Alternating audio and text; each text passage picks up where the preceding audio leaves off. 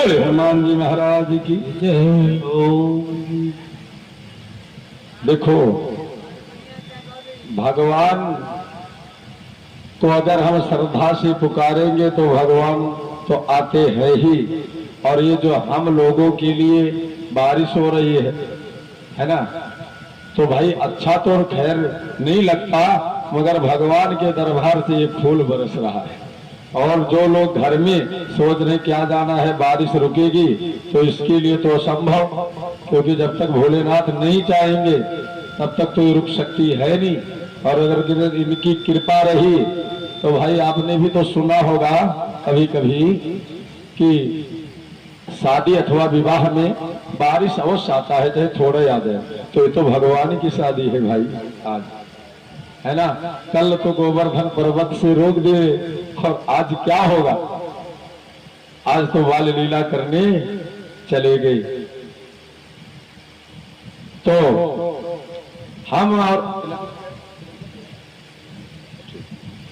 और आप भगवान के चरणों में लग करके आज साप्ताहिक कथा श्रीमद् भागवत कथा ज्ञान यज्ञ से हम लोगों को ये सीख मिली कि कल हम लोगों ने जितना बाल भगवान श्री कृष्ण कन्हैया का जो भी लीला सुना, रूप को इनका था और कब बड़े हुए ये भी कोई पता नहीं। और अंतर्यामी भगवान जो किसी के कहने पर नहीं चलते, वो अपने ही कार्य से चलते हैं, लेकिन एक जगह झुक जाते हैं। कहा? सिर्फ भक्तों के आगे। भक्त यदि चाहे तो भगवान को झुका सकता है, लेकिन याद रहे अगर आपने 10 मान के चलो 10% भक्ति की है तो आपको भगवान 50% मिलेंगे। सोच लो 40% ज्यादा, यानी 4 गुना।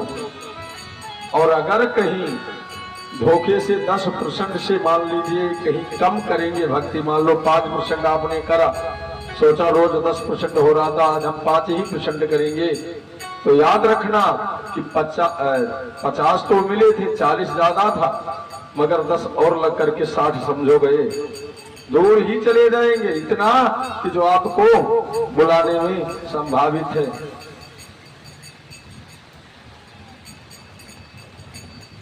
देखो सबसे बड़ी तरीका तो ये है कि भगवान लक्ष्मण के बारे में हर किसी को पता है, माता जगत जननी सीता मैया के बारे में सबको पता है, भगवान श्री